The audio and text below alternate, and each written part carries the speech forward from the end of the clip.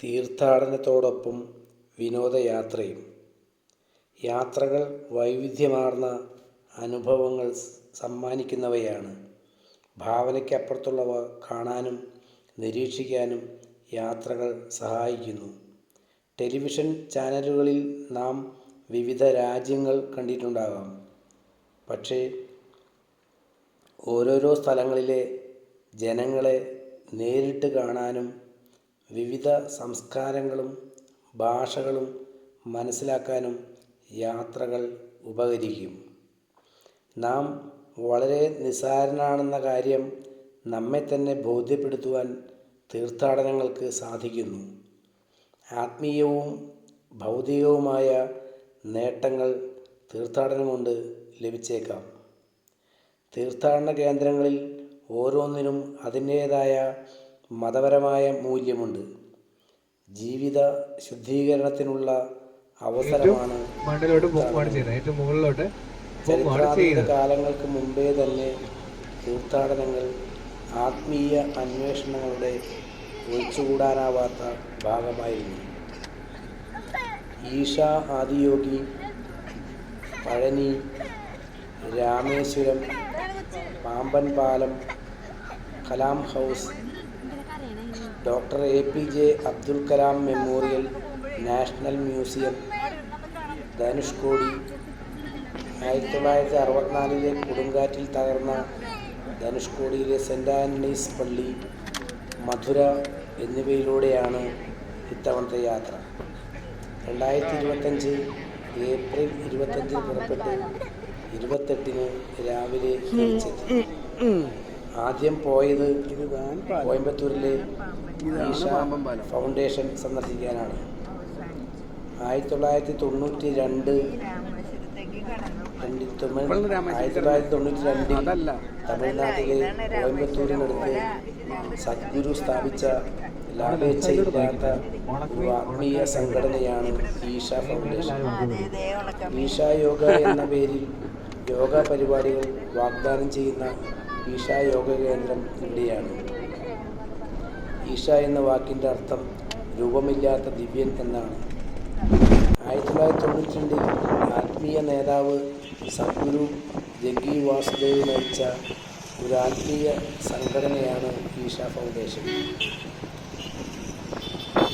ഏകദേശം 20 ലക്ഷം സന്നദ്ധ പ്രവർത്തകരുള്ള ഈ സംഘടനയിൽ യോഗ, പരിസ്ഥിതി, സാമൂഹ്യ പ്രവർത്തനങ്ങൾ എന്നീ മേഖലകളിൽ സജീവമാണ്. തുടർന്ന് പോയത് പഴനി ശിവപാർവതിമാരുടെ പുത്രനായ സുബ്രഹ്മണ്യൻ്റെ ഏറ്റവും പഴക്കം ചെന്ന ക്ഷേത്രങ്ങളിലൊന്നായ തമിഴ്നാട്ടിലെ പഴനിയിലുള്ള പഴനി ശ്രീദണ്ഡായുധ പാണി ക്ഷേത്രം, അതായത് പഴനി മുരുകൻ ക്ഷേത്രം സന്ദർശിക്കാനാണ്. ദണ്ഡും പിടിച്ചുകൊണ്ട് നിൽക്കുന്ന മുരുകൻ്റെ പ്രതിഷ്ഠയായതിനാൽ ദണ്ഡായുധപാണി എന്ന് വിളിക്കുന്നു. പഴനി ആണ്ടവൻ എന്ന പേരിൽ ഇവിടുത്തെ ഭഗവാൻ തമിഴ്നാട്ടിലും കേരളത്തിലും ഒരുപോലെ പ്രസിദ്ധനാണ്. അറിവിൻ്റെ പഴമെന്ന അർത്ഥമുള്ള ജ്ഞാനപ്പഴമെന്ന വാക്കിൽ നിന്നാണ് പഴനി എന്ന നാമം രൂപപ്പെട്ടതെന്ന് പറയപ്പെടുന്നു. കേരളവുമായി ഏറ്റവും കൂടുതൽ ബന്ധമുള്ള തമിഴകത്തെ ക്ഷേത്രമാണ് പഴനി ദണ്ഡായുധപാണി ക്ഷേത്രം. അടുത്ത ദിവസം വിവിധ ക്ഷേത്രങ്ങൾ സന്ദർശിച്ചു. പാമ്പൻ പാലം വഴിയാണ്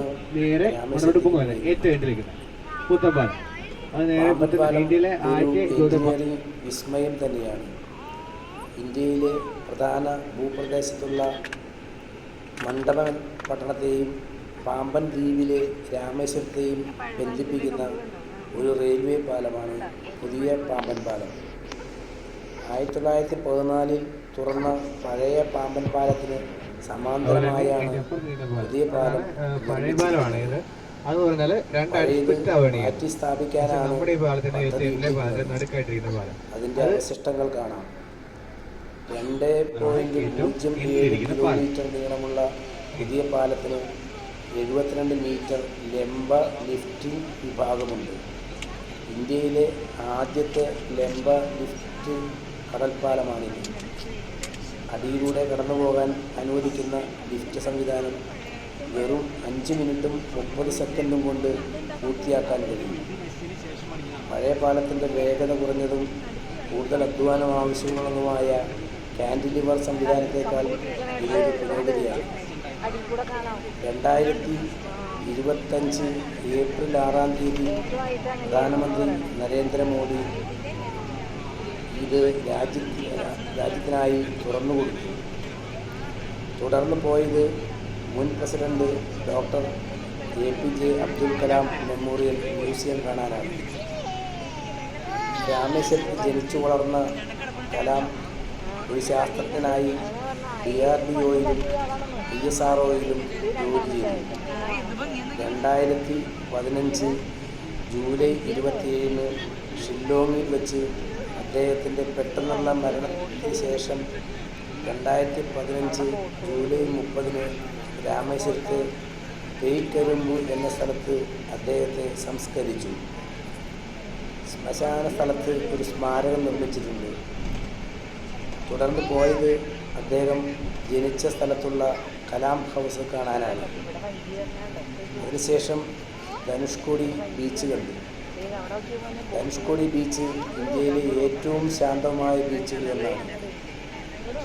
തമിഴ്നാട് സംസ്ഥാനത്തിലെ രാമേശ്വരത്തിനടുത്തുള്ള ധനുഷ്കോടി ശ്രീലങ്കയിലെ തലൈമന്നാറിൽ നിന്ന് വെറും 18 മൈൽ, അതായത് 29 കിലോമീറ്റർ അകലെയാണ് സ്ഥിതി ചെയ്യുന്നത്. 1964 രാമേശ്വരം ചുഴലിക്കാറ്റിൽ ധനുഷ്കോടി നഗരം മുഴുവൻ മുങ്ങിപ്പോയി. നഗരം പൂർണ്ണമായും ജനവാസം ഉള്ളതായി പുനരുജ്ജീവിപ്പിച്ചിട്ടില്ല. എന്നിരുന്നാലും സമീപ വർഷങ്ങളിൽ ബീച്ച് വിനോദസഞ്ചാരികളുടെ വർദ്ധിച്ചു വരുന്ന ഒഴുക്കിന് സാക്ഷ്യം വഹിക്കുന്നു. ഒരു വശത്ത് മൂന്നാർ ഉൾക്കടലും മറുവശത്ത് ബംഗാൾ ഉൾക്കടലും കൊണ്ട് ചുറ്റപ്പെട്ട ധനുഷ്കോടി 1964 മുതൽ അവശിഷ്ടങ്ങളുടെ ഉള്ള ഒരു യഥാർത്ഥ നിധിശേഖരണമാണ്. ഇത് ചരിത്രപ്രേമികളുടെയും ഫോട്ടോ പ്രേമികളുടെയും ചില അസാധാരണ സ്ഥലങ്ങൾ തേടുന്നവരുടെയും താൽപ്പര്യമുണർത്തുന്നു. അവിടെയുള്ള സെൻറ് ആൻ്റണീസ് ദേവാലയത്തിൻ്റെ അവശിഷ്ടങ്ങൾ കണ്ടു. അടുത്ത ദിവസം മധുര മീനാക്ഷി ക്ഷേത്രം സന്ദർശിച്ച ശേഷം നാട്ടിൽ തിരിച്ചെത്തി.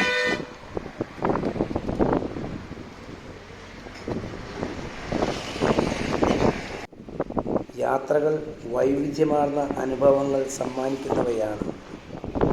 ഭാവനയ്ക്കപ്പുറത്തുള്ളവ കാണാനും നിരീക്ഷിക്കാനും യാത്രകൾ സഹായിക്കുന്നു. ടെലിവിഷൻ ചാനലുകളിൽ നാം വിവിധ രാജ്യങ്ങൾ കണ്ടിട്ടുണ്ടാകാം. പക്ഷേ ഓരോരോ സ്ഥലങ്ങളിലെ ജനങ്ങളെ നേരിട്ട് കാണാനും വിവിധ സംസ്കാരങ്ങളും ഭാഷകളും മനസ്സിലാക്കാനും യാത്രകൾ ഉപകരിക്കും. നാം വളരെ നിസ്സാരനാണെന്ന കാര്യം നമ്മെ തന്നെ ബോധ്യപ്പെടുത്തുവാൻ തീർത്ഥാടനങ്ങൾക്ക് സാധിക്കുന്നു. ആത്മീയവും ഭൗതികവുമായ നേട്ടങ്ങൾ തീർത്ഥാടനം കൊണ്ട് ലഭിച്ചേക്കാം. തീർത്ഥാടന കേന്ദ്രങ്ങളിൽ ഓരോന്നിനും അതിൻ്റേതായ മതപരമായ മൂല്യമുണ്ട്. ജീവിത ശുദ്ധീകരണത്തിനുള്ള അവസരമാണ് തീർത്ഥാടനങ്ങൾ. ചരിത്രാതീത കാലങ്ങൾക്ക് മുമ്പേ തന്നെ തീർത്ഥാടനങ്ങൾ ആത്മീയ അന്വേഷണങ്ങളുടെ ഒഴിച്ചുകൂടാനാവാത്ത ഭാഗമായിരുന്നു. ഈശ, ആദിയോഗി, പഴനി, രാമേശ്വരം, പാമ്പൻ പാലം, Kalam house, APJ Abdul Kalam memorial national museum, Dhanushkodi, 1964 കൊടുങ്കാറ്റിൽ തകർന്ന ധനുഷ്കോടിയിലെ സെൻറ് ആൻ്റണീസ് പള്ളി, മധുര എന്നിവയിലൂടെയാണ് ഇത്തവണ യാത്ര ചെയ്തത്.